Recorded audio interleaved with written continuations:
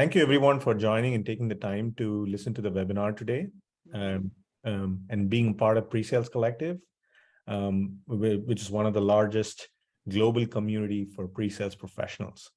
Really appreciate you spending your time, and I thank the panelists for joining the call as well and spending their valuable time on talking about this topic. So today we are going to talk about sales and pre-sales relationships. What better topic to have, right? I think it's a topic where everybody discusses on their day-to-day lives. Katie was just talking about how she has to handle this every single day in her job. So it is going to be an exciting topic for the day. So I'll start off with kicking off some introductions here. Katie, if you want to introduce yourself, but prior to that, I'll introduce myself. My name is Gokul. I head up the solution engineering team here at a company called Catalon, which is a Series A test automation, quality automation platform. And I'm really excited to be here, been part of PreSales Collective for some time. So very nice to have you all on this wonderful session. Katie, if you want to get started, with your introductions, that'd be great. Sure. Thanks, Gokul. So my name is Katie Aronoff. I'm in charge of pre-sales for the academic and government vertical in the Americas at Clarivate. I know that's a bit of a mouthful. I started in pre-sales almost 9 years ago at a company called Ex Libris, which is a leading provider of software solutions for libraries. And through a string of acquisitions, I ended up at Clarivate. And we are a provider of information and data and workflow solutions for researchers in a number of different industries, including the academic and government sector, which is the team that I lead. We cover North America, Latin America, really everything in this hemisphere, and it's a team of about 15 people. I've been involved with PreSales Collective for a couple of years right now, and I really value the relationships in the community and the discussion that we're able to foster. Fantastic. Thank you for joining and taking the time. Samir? Yes, hello everybody. My name is Samir Jahic. I lead the pre-sales team and operations for Clary in EMEA. So quite a similar company name to Katie, there's different companies. And yeah, I lead a team over here in EMEA as we've been scaling globally. Company's headquartered in Silicon Valley, and I help build the European foundation. I'm based normally in London and oversee pretty much everything that we do in terms of pre-sales, anything product related, and anything that helps us scale faster. And that's been quite exciting in the last few years. And I've been involved with pre-sales for a while. Love what James has built.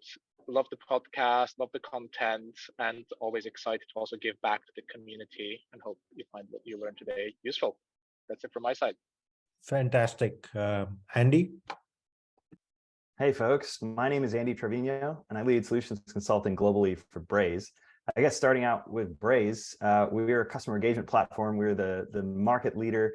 We are listed on the NASDAQ, and many of you receive communication from great brands who are powering brilliant experiences using our platform. The solutions consulting team at Braze is all pre-sales, and we are the technical storytellers as part of our go-to-market team. So lots of sort of the union of science and art, so to speak. I'm based in Austin, Texas. That is a cheesehead above my head. I am a sad Green Bay Packers fan. There's always hope, though, for the future. And I've been in pre-sales effectively about 7 years now. When I started at Braze, I moved in from sort of an IT project management blend of internal consulting and IT. So I then took naturally to pre-sales, absolutely loved it, and I've been doing it ever since. Great. Looking forward to the conversation. Yeah, thank you, Andy. I wanted to introduce Joe, who's the CRO from Omidib. And I think it's he's from the other side, right? And I think he's going to give a lot of perspective. Joe, over to you. Yeah, thank you, Goku. As you said, I do represent the other side of the relationship, or part of the problem that Katie has to deal with. But career sales professional, I run sales at a company called Omidib. Most people kind of fumble on that name as well. It's my demo spelled backwards, flipping the script on how buying and selling is done in the enterprise space. As I said, a career sales professional, both as an individual contributor and as a leader, over the last 8 years, have had the luxury of pre-sales reporting into my organization. So as opposed to the partnership relationship from across the aisle, I've been part of my organization. So as you suggested, Goku, I represent an interesting perspective on how this relationship can work. And I think a lot of it starts with the structure that you put from the top down to invoke that kind of sharing and trusted relationship. But I'm excited about the session today. Thank you. Thank you everyone for joining the call. Let's go through the quick agenda for today. We'll talk about, the majority of the session, we'll talk about sales and pre-sales relationships, how to build an effective partnership. And then we'll have, 10 minutes opened up for audience Q&A. We'll follow up with some summaries and announcements. Let's get started. So I'd like to thank PreSales Collective for making this possible. And we have about 20,000 plus pre-sales members across the globe who are part of this wonderful mission in connecting different people. So thank you, PreSales Collective, really for making this and a lot more interesting sessions happen over the year. Really, thank you so much. And let's get started. And so let me kick off with the first question, right? I just want to make it really interesting here. What is your team's current relationship with the sales team at your organization? And how do you work together with the sales team? Is the relationship good, or really don't work together? Is it siloed? Love to understand perspective. Let's start with Katie. Right, Katie, what's your thought on that topic? Sure, thanks. So my team is part of a matrix sales organization here at Clarivate. We support teams of product sales managers that focus on specific products or product families, product lines, if you will. And then we also work with account managers who operate regionally and own the overall book of business with an account. So it's a multi-layered relationship. I see my fellow panelists nodding. I think a lot of us are familiar with this structure. I've worked in it a number of years myself. And what is tricky about that, but also can be really a lot of fun, is that you're maintaining a lot of different relationships. I was just speaking with somebody from my team who's working with a product sales manager and an account manager very closely on an opportunity. None of them have really worked together that closely before. So it's an opportunity to define how they'll work together, to understand the strengths and interests of each party in that relationship. When I first started working with this model, it did feel quite different from working with just one account manager who covers the entire business and does all of the sales activities. This is a little bit more segmented and more structured. You need to understand the specific roles very clearly. So I think role definition for us is a large part of what makes this successful. We're learning how this works in our particular environment. The structure has been in place at Clarivate since the beginning of this calendar year. There were some organizational changes following a series of acquisitions, which mean we've been working in our current structure for about 4 months now. So we're at that point where you can start to feel things falling into place, but we're not 100% of the way there. It's an exciting time. I'll put it that way. Yeah, I mean, there is no there's always change, right? Is how I think about it in the sales world. Yes. Everybody needs to be ready for change, and things keep moving. And so, Andy, what's your thought on this topic? Well, change is the only constant, as they say. No, I think there's really a very healthy relationship overall, and we've built that over the 7 or so years I've been with Braze. It starts with there not being sides. And she introduced Joe as he's on the other side. No, he's not on the other side. We're on the same team here. We all want the same thing, which is tons of revenue and banner customers and exciting problems. So yeah, just hearts, right? So starting with that as a fundamental base has really helped us build out a strong partnership, strong strategic collaboration in a lot of cases, and a very healthy relationship especially as it relates to expectations between the two halves of the egg, or halves of the coin, or I don't know, two sides of the. I don't know, I'll work on that analogy, but I think you get my point. Yeah. Awesome. Yeah, no, I think absolutely right. I think it's important to have think about it as a single team, a cohesive unit that's helping generate revenue overall, right? Samir, what's your thought? Yeah, I think currently, I mean, Clary is a kind of high growth company, the whole Silicon Valley story you guys would have seen. So there's a lot of change all the time. We're Series F now. When I joined, we're 250 people. Now we're 750 in total, and that came with constant change every sort of quarter. We experiment with new things. We see what's working, what's not, and that applies to the AE and SE partnership as well. And I think it's working pretty well, because what we sell is a sales solution. Our key constituent is the chief revenue officer and VPs of sales. So I think the collaboration has to be very much in depth, because the sales reps have great ideas on how we can make a demo more effective, but equally we know a bit more around the persona and adjacent personas who are interested in what we do and how we can deliver value. So I think it's working really well, but it's something you have to nurture from the start. And it almost takes a bit away of the SE is the sole holder of knowledge and expertise. It's like, well, actually, your sales leader can actually really good points to do stronger value selling. And I think if you nurture that in the right way, you have really tight collaboration with sales leaders, reps, SEs.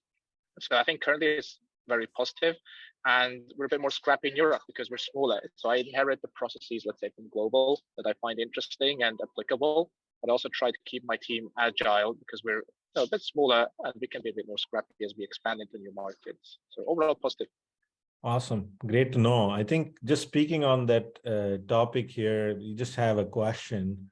And I think it was relevant to the topic of discussion, right? So should SEs be its own department or part of sales? What are the pros and cons? I think anyone wants to take that, feel free to take it. So maybe I start and then the others can chime in, because I've seen it both ways. I've actually currently run an organization where it all reports under me from, the understanding of revenue, whether it's pre-sales or sales.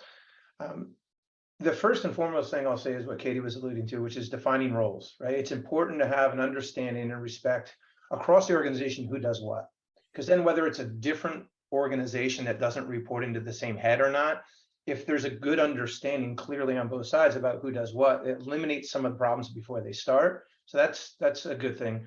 Strong leadership matters. So let's assume there is two separate organizations. Those two persons need to be in alignment, right? There needs to be collaborative discussions around what the fiscal year goals are and how they're going to achieve those goals. If those leaders at the top are in concert or in alignment, it has a downstream positive effect, as you would expect, right? And then when challenges arise, and again, we were alluding to this during the last conversation, change is constant. It's a very dynamic situation given the people, the personalities, and the customer, can drive different changes. As long as leadership's aligned, you can get through those challenges. So I would end by saying, I don't think it's as important to have one or the other, whether, pre-sales reports into the sales leadership or whether they're separate. It's that communication, it's those defined roles and that mutual respect that would, really drive the kind of collaboration that you're talking about. And Andy was saying, there are no sides, right? The customer is what we're talking about, right? The goal is to be successful in our endeavor together. You have a common, thread that keeps you together. So there are no sides. There are different roles and, different, challenges. But as long as we have that North Star driving us, it keeps everything in alignment. Great. Speaking along the same topic, right? The question we have is, what if an account executive is ignoring your input, or vice versa? What if the pre-sales executive is ignoring your input? What if there is a communication problem overall, right?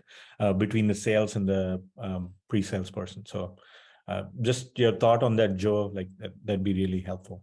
Yeah, and again, unfortunately, like Katie was suggesting before we even started the call, those problems arise every day. First, I try to understand why, right? It doesn't make sense to me in any situation why there wouldn't be open communication within the team, right? This is, we're all in this together. We all work for the same company. Why are you not talking? And usually you get an understanding it might not be the issue itself that is causing this. It's the personality or the lack of understanding, or worst case, the lack of respect for what people do. And then from there, how you take action. I've been in many situations where it has been a situation where I needed to get engaged. And the first thing I did is, one, have you had that beef discussed with the person that you're talking about? Usually I have a salesperson come to me and complain about a pre-sales person, yet they have never given any inclination to that pre-sales person there's a problem. Yeah. Right. So I have a problem with that, right? Like, how can you, come to me with a gripe that you haven't talked to that individual, or at least had the respect to let him or her know that there's a challenge. So that usually puts people back. And I think, Andy, you're referring to this, just kind of reminding people that we're all adults here and you need to communicate freely. And then talking with the leadership team on either side to make sure that, they're driving the right behavior. Again, these situations usually escalate quickly without involvement, and with quick involvement, you can de-escalate them quickly and get to the heart of the problem. And again, a lot of times I see it's just truly lack of communication or lack of understanding of each other's, position on these things. Yeah, I think most of the problems that happen, at least as an internal conflict, is communication problems, right? And not being on the same page, not having follow-up meetings, not have prep calls, not have feedback sessions, right? I think these all lead to conflicts in general. Samir, what's your thought on this topic? Yeah, I think Joe hit the nail on the head. I mean, it comes down to building that trust and communication. To add a little bit to that, as we've gone through high growth and added a lot of new reps, but the same is true in bigger companies, is not every rep has worked in the same way with SEs as previously as in this new company. Like, we expect every single rep to do a first basic demo, because a sales guy selling a sales product to salespeople. Yeah. So you have to be able to do the demo. Not everybody who comes to us says, well, I got to do demos. Are you sure? That's, our CEO says you got to do demos. So as I think training the reps early on when they arrive in the company, this is how the AE-SE partnership works here. Give them the ideal state. Don't let them come in with some preconceived notions that, oh, my SE in my old company always used to be this or that. No, here, this is how we run things. So I think that's important as they kind of come in. And then in terms of getting alignment, I gave a presentation a few weeks ago. And what surprised me when I asked, do all of you SE leaders have a one-to-one every single week with the sales leader you're supporting? And not everybody held their hand up. Most did, but not everybody. And I think that's absolutely critical as you think about kind of these tensions and frictions. You want to detect them early on. And you want to think about it also from a leadership point of view. What can you do to drive go-to-market in the fastest way possible?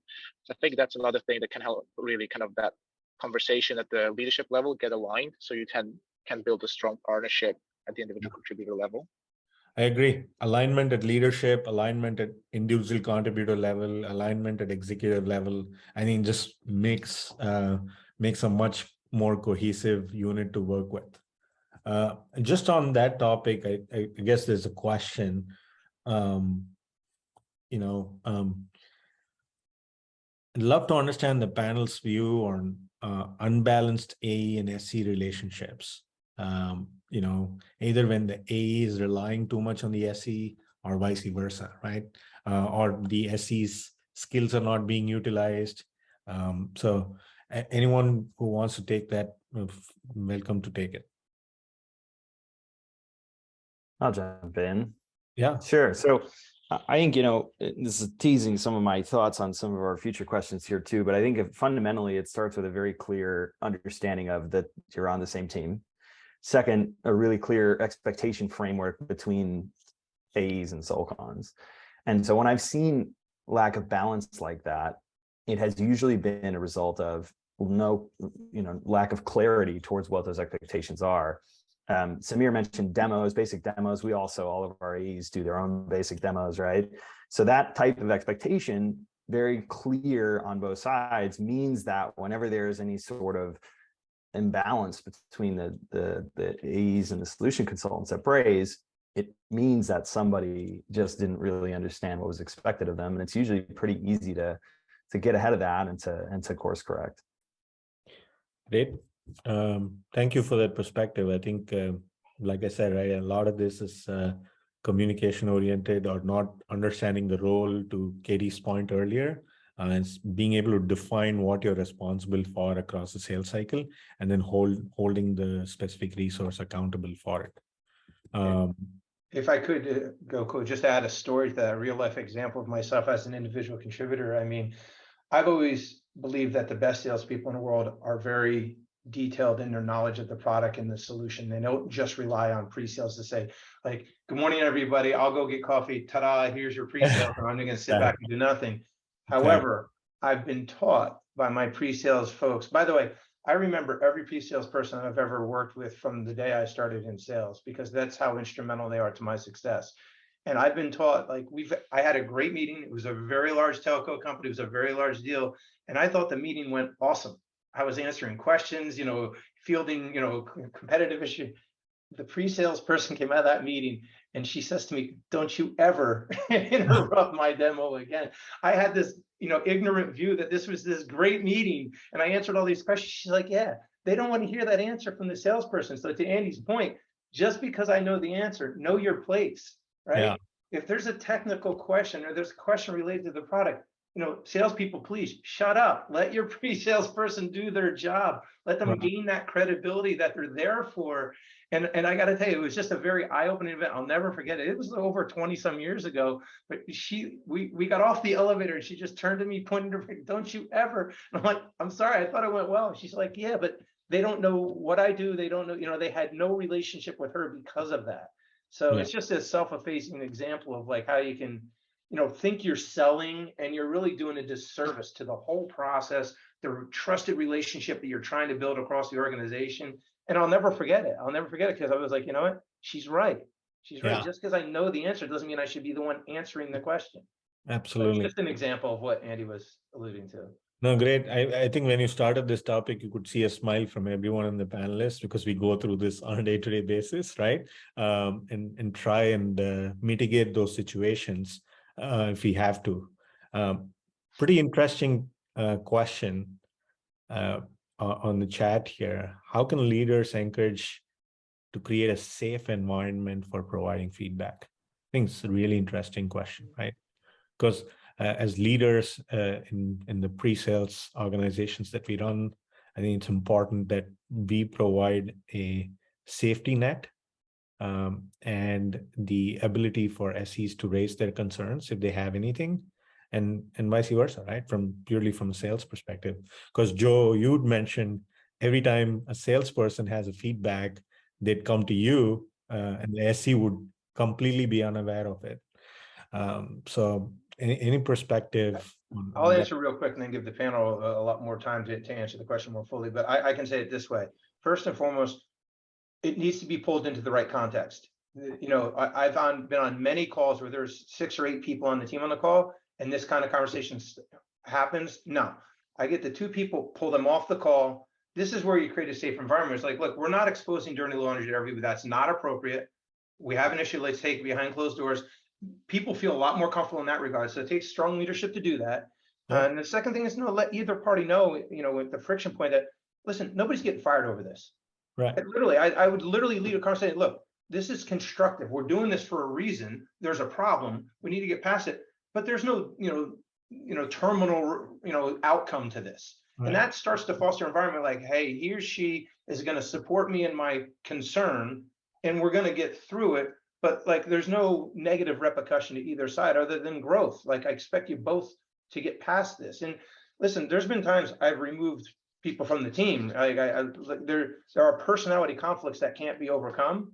Yeah. And I'll say this again publicly, and more times than not, it's the salesperson that I have to, remove because he or she just feels they are the top of the, apex. They're the, tip of the spear and all those things.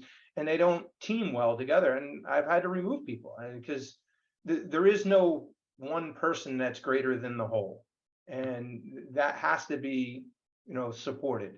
Yeah. And so that's what I say. Remove the situation, bring it behind closed doors, let both persons know that this is constructive. And if it can't be fixed, then we're going to fix it a different way. It's a really nice thought. Anybody else want to add to that? Yeah, This is something I feel pretty strongly about as a manager for different reasons, that I try to practice quite a bit of transparency with my team and with the other leaders that I work with. But I also let people know that when they're coming to me, that things are being held in confidence, and I have to walk that walk. I can't just say it.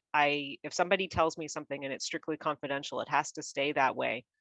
But when I talk about transparency, it also means that I will sometimes need to let my team know, yes, I'm struggling with that same thing, or I had a call with so and so and it didn't go especially well. Right. You have to show a human side to it.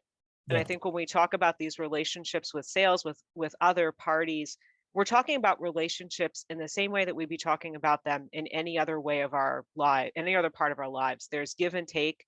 Sometimes when you work with people for a very long time, as I have a few people I've worked with the entire time I've been in this job. So the better part of a decade now, you know each other very well. Yeah. I recently had an experience where I sent an email to somebody that was kind of a polite way of telling that person, I'm not going to do this ridiculous thing you were asking me to do. And a former boss was copied on the email, and he said he could tell right away that I was really mad. So, you get to know people very well. But I think with constructive feedback, you have to give it and also be willing to take it yourself and demonstrate that, especially in a management capacity, that you are willing to do that. Like, Good. somebody came to me and they said this thing, I realized they had a point, and this is what I've done to correct it. Yeah. So, be a safe space. Yeah. Yeah, exactly. Like you said, it's a team sport, right? I mean, Hmm. it happens over the years. You have to build trust. You have to gain that Right. trust from each other. So it does happen over a period of time. Just And you switch can't gear. force it. You can't force it. You have to build that trust as it happens. I try to do a lot with new people to demonstrate that I trust them by default and that I am trustworthy, but you cannot force it. Yep. How will how will you know if something's wrong in the relationship with your account executive? Speaking about very similar topics here, right? I can pick that one up. I Yeah. think, as I was saying, these relationships are relationships like any other that you would have. And the clues that something is wrong are in a lot of ways similar to the clues that something might be wrong with a friend or a family member. If you expect to hear from somebody about something and you don't, that's often a clue. If you are unable to get on the same page and have a constructive conversation when you need to have one about something important, that can be a clue that something is going on. And I think relationships go in cycles. There's ebb and flow. Sometimes you'll work well with somebody for a long time and then something happens and you need to reset. So I think you cannot assume that because you've worked well with somebody in the past, or conversely, because you've had a rocky relationship with somebody in the past, that will always be the rule. So you have to be monitoring the signs and the signals and doing a lot of work to cultivate and build, and at times maybe even babysit important relationships a little bit. You have to do check-ins and sometimes say to somebody, is there something we need to talk about beyond what's right here on the table in front of us? One of the things that I really missed when we were working exclusively remotely was the opportunity to be in the car or sit at dinner with somebody, for a couple of hours and just talk about other things and build a relationship that way, or to have an honest conversation about something that happened that needed to be discussed face to face. So, Awesome. yeah. Yeah, good perspective. Andy, your thoughts on that? I completely agree with all that, Katie. It was very well put. I think just some things that are signs of issues under the current, if you will, that I've seen before. Just communication slowing down or stopping is one that I've seen. Calendar trampling. I try to set very clear expectations with my team that they should manage their calendars. And if they want to block something, block it. I don't care why, but we'll help you enforce that with the sales folks. And then shopping, SoulCon shopping, as I like to call it, which is like, hey, I just so happen the customer is only available at this exact time, and it looks like you're not. Oh no, how terrible! I guess we'll have to have another solution consultant, right? That type of behavior signals to me that something is not right with the Very relationship. cheeky, very cheeky. Who And does that? very cheeky. And it happens, and it happens. And so, it's fun. It's been funny to see that happen in waves. It's been like, oh, I don't want the new guy. I want somebody who's been here for a long time. Well, the only way for that new person to get really good is to spend some time with you. Oh. And it's been fun. It's been actually almost funny in hindsight to see those cycles happen literally at every additional growth point of our company. And some of these people who nobody wanted to work with in their first few months are the best solutions consultants we have, right? So it's very cool to see that evolution and that trust that Katie mentioned, and all that is really important. Great. Yeah, and just to add to that quickly, I mean, to the kind of in-person stuff that Katie mentioned, that doesn't exist anymore. I think thanks to the modern technology wonders that we have, calls are being recorded, and emails are being tracked, and deals are being updated. So I do go into Wingman, we kind of have all our calls recorded. I go in and say, that demo seems a bit off, right? The back and forth between AE and SE sometimes seems a bit frosty and not kind of like table tennis back and forth, nice interactions. And you can tell by watching how they run a customer meeting if this is kind of AE, here's my SE doing the demo, something's off here. And previous demos were great. So I think you get a bit of an insight there, and then you go dig deeper, like Katie mentioned, try and find out if there's any friction.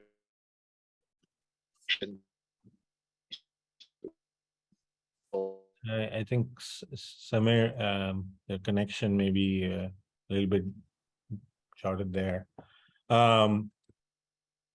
So I guess the question I wanted to ask next is, how do you mitigate some of your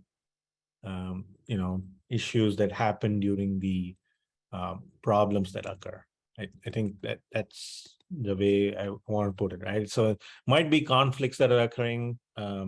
How do you solve those conflicts? And Katie, if you Sure, I can start. I think we've alluded to some of this already, and it involves communication. It involves sometimes quite a bit of humility on the part of the people who are having the conversation. If you are not open to receiving feedback and you're not open to the idea that you may need to adjust your work a little bit, then you will not be able to course correct a relationship that's difficult. I've seen people on both the pre-sales and the sales side fall victim to that idea, like, well, the problem can't possibly be me. You have to be open to the idea that maybe you do need to evolve. Something I talk about with my team is that we're constantly learning. There's no such thing as being fully trained.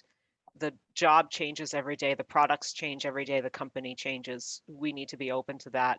So when a relationship seems like it's at a point where you need a reset, I think openness is a big part of that.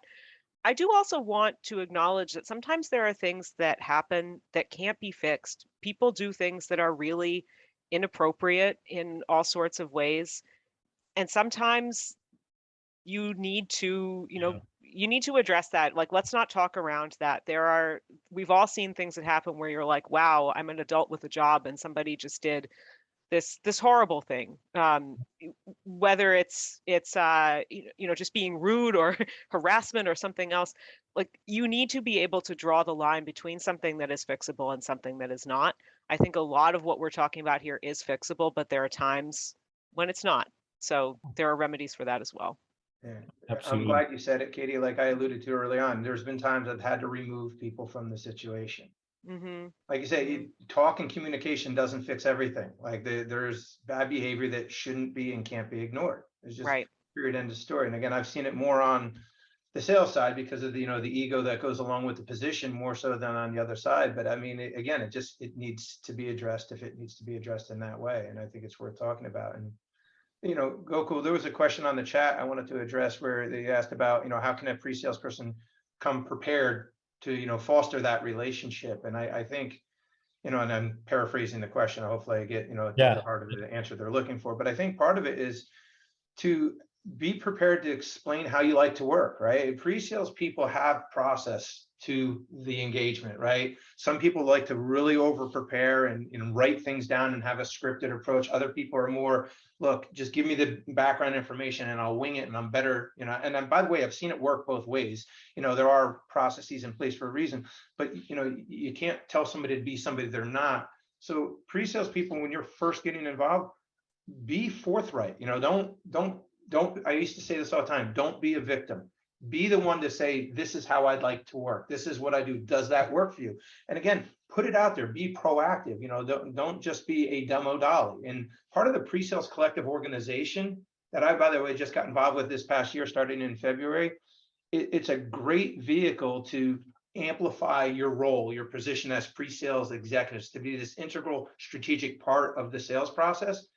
I hate it when people are like, well, he doesn't like me to do this, or she doesn't. Don't stand for it. Be forthright and say, this is how we need to operate together. And it starts the relationship more on an even keel as well. You don't work for them. You're a part of the team, and an integral part of the team. Treat yourself as such. And I think if you come to the relationship that way, I think salespeople, the best salespeople, will respect that. They may have a difference of opinion. Well, I'd rather we do this, but that started that interaction. Then you're already starting off the right foot. So I think it's real important. Talking about equal footing in the door, and there's an interesting conversation around compensation. I wanted to drive that here. What do you think about ideal compensation for an SE, ideal, I guess, ratios, right? Maybe not exact compensation, if you will, but ratios. What do you think about it? And, how do you see that playing into the overall sales cycle and motivation from different teams and those kinds of aspects? I'll start with Samir. Samir, you have perspective on that? Yes. Hopefully the Wi-Fi is not letting me down. Is it letting me down? It's actually choppy. So Andy, we'll switch over to you for a second and get your perspective and move back to align them as close as you can. Is this better if I just move around without video? Yeah, a little bit. Yeah. Give it a shot. Okay, I'll walk. Yeah, I mean, I think for me, it's just align them as closely as possible to the number one metric that your company cares about. And that normally, probably for all of us, will be revenue. So I think don't distract SEs with compensation plans, with MBOs that are completely different from driving revenue. And I think that just reduces the friction. I mean, for personal experience, I remember at Salesforce, we had MBOs. I always thought they were distractions. At the end of the quarter, I've got to do my MBOs. And you spend hours doing that rather than helping close the final deals. At Clary now, we're fully driven by net new ARR we bring into the company. There's no distraction, and everything we do to bring ARR in now or bring ARR in later.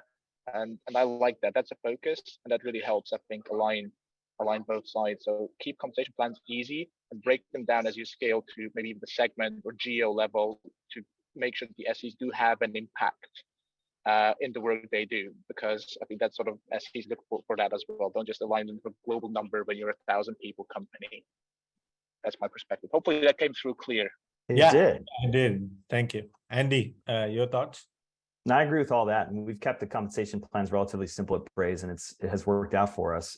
It's also like an ACV team target. The scope of it depends on your remit.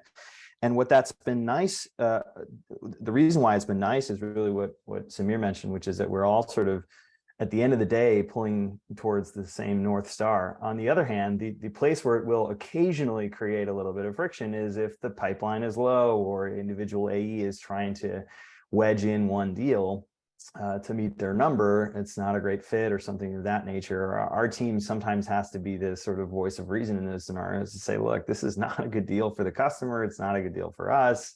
Like, we really shouldn't be pursuing it.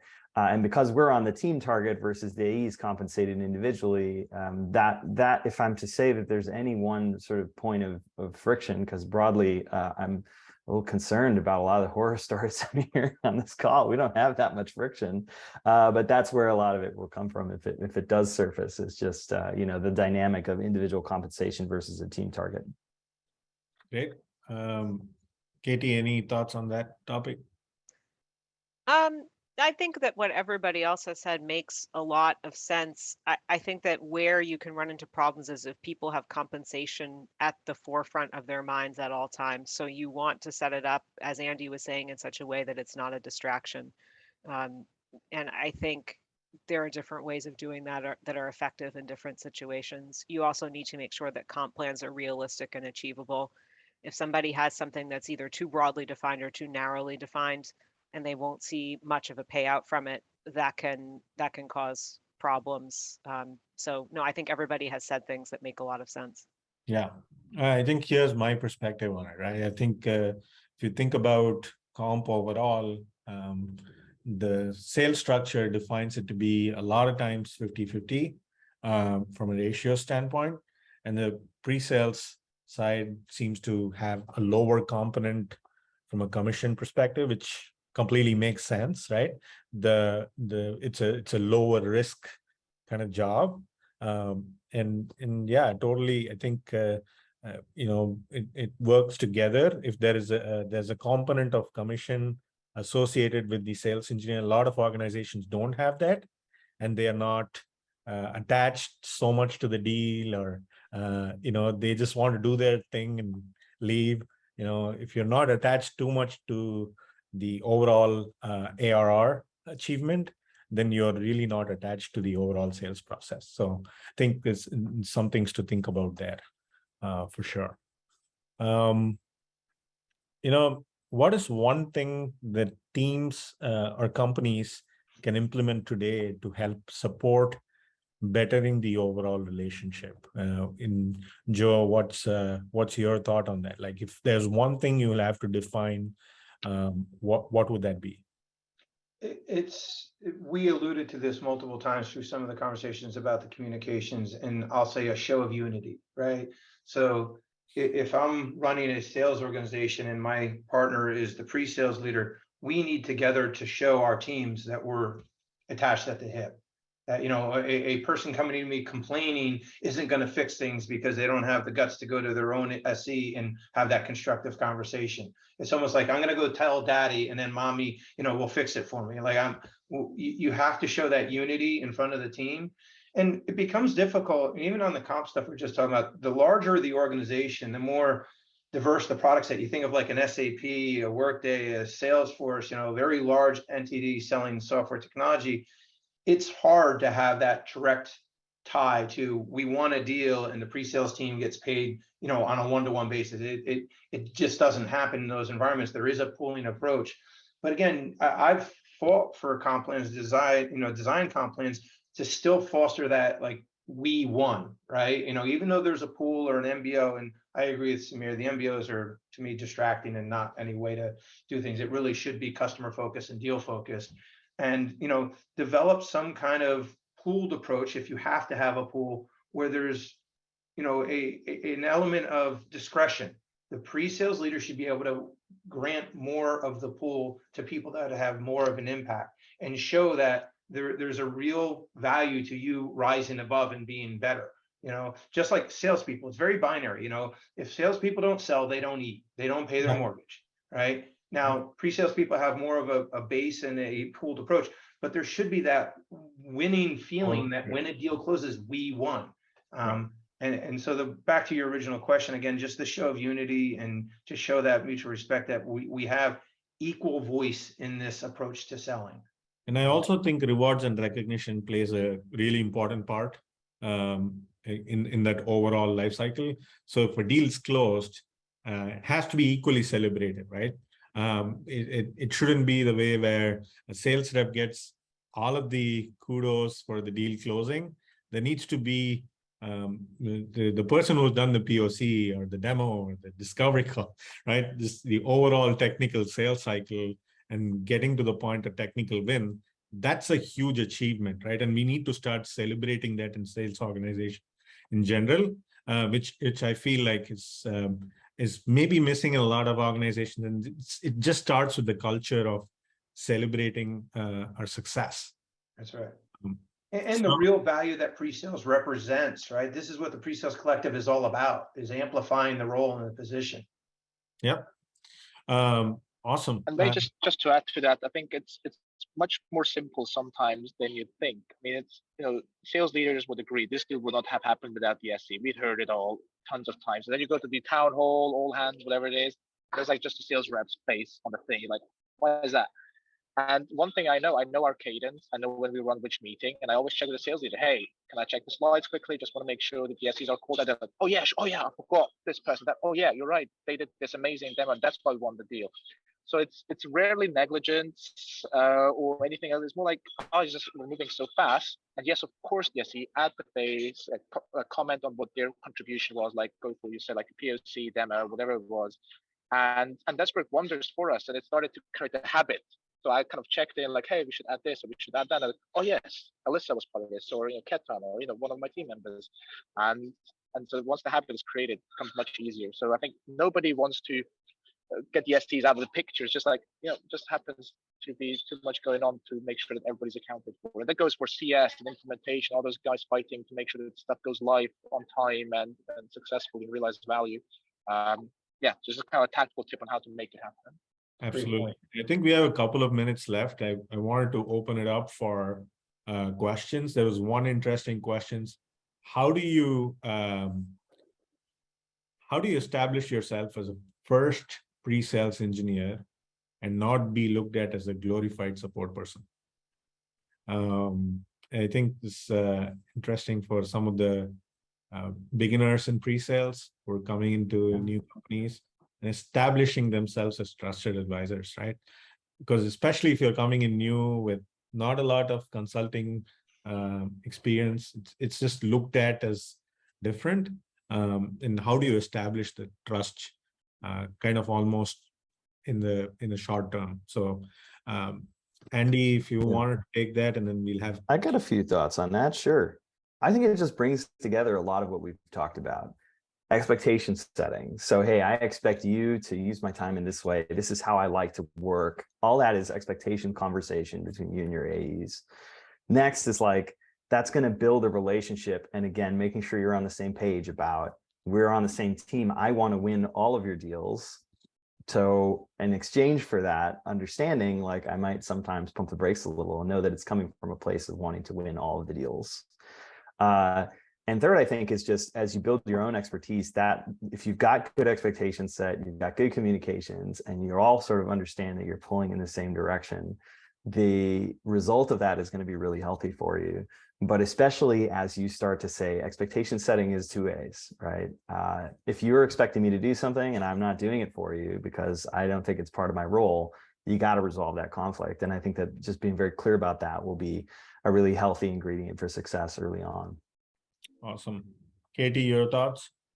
Yeah, I agree with everything that Andy said. I think that some of this is related to a topic that we discussed as a group as we were preparing for this, which is how you work with people in sales who have never worked with pre-sales before, or, as we alluded to earlier, may come in with very different expectations of pre-sales based on previous roles. I think something that is very important, that is underrated, that is hard for a lot of us to do, is to say no. So when you're in a smaller organization, maybe roles are not as clearly defined, but you know that you're being asked to do something that amounts to being a support person, and that's not your job. You have to very clearly stake out with the people you work with and say, I can help you with X, Y, and Z, but this other thing is outside of my purview. There are times when you may need to do it anyway, simply because nobody else is there to do it. Yeah. But if you stake that out, it can be part of building a larger case to maybe expand roles in another part of the organization or to shift the definition of what pre-sales does. You always have to, I think, come in with a long-term plan. If something is not going your way, or you can see it causing real problems in the organization because work is put on pre-sales that shouldn't be, or you're not being asked to do things that you should be doing, you have to be able to take that to management in a way that makes sense and is actionable for them. So saying no to things that are really outside your purview, but at the same time offering a constructive solution, is one way of doing that. And then having that documented so that over time you can say, in the last month, I've had to send people to support X number of times for requests that, they know I know the answer, but it's really more appropriate for them to go to support. It's a lot about, setting boundaries with people in ways that help the overall organization. And you never just come out and say, no, I'm not doing that. You say, I'm happy to help you with that. I suggest you ask so-and-so, that type of thing. Thank you so much. I absolutely love that. I just want to just drive it home because it's like, especially coming from the startup life, and it sounds like if you're the first pre-sales person, probably pretty early on in the company's existence, right? But when I started with Braze, we had 100 employees, and I was one of like 15 in San Francisco, and it was like, yeah, I'll roll up my sleeves and work on some JavaScript for this customer. And like, yeah, it's not exactly my job description, but hey, there's a clear demand for this. We got to get it done. Now, what are we going to do as a business as we grow in order to staff that?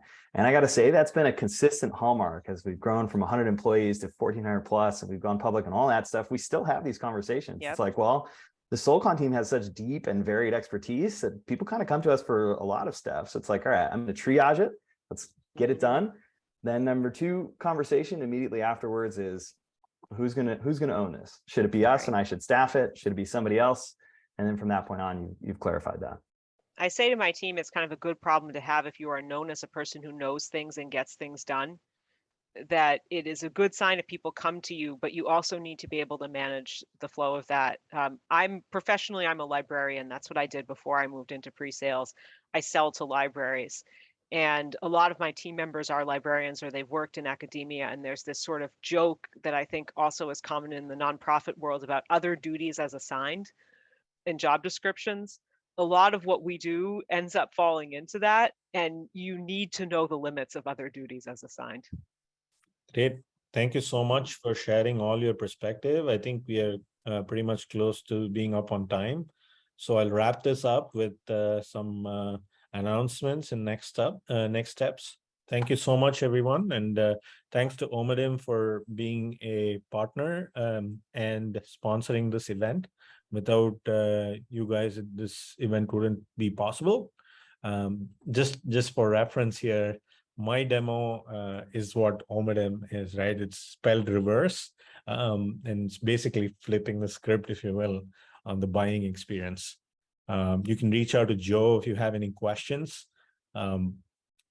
They do engagement, actions, and insights for as an end-to-end platform that helps with the overall buying experience and drive an end-to-end digital experience journey for customers. So feel free to reach out to them if you have any questions. And thank you so much. I'd like to start asking question here. How did we do today on today's webinar? And there's a poll that should be showing up on your screen, and feel free to fill that out. Appreciate your support, and thanks for joining today and making this happen. Thanks for moderating, Gokul. Yep. Thank you. Thanks, everybody. There'll be some future events on PSC. You can go to Luma PSC events. And there's also Leadership Next that's coming up on October 27th. Feel free to register for that. There's also Pre-Sales Executive Summit that's coming as well on November 1st and 2nd. So feel free to register for any of these events. Thank you again for supporting this overall webinar, and thank you all the panelists for joining and helping out with this and really interesting topic.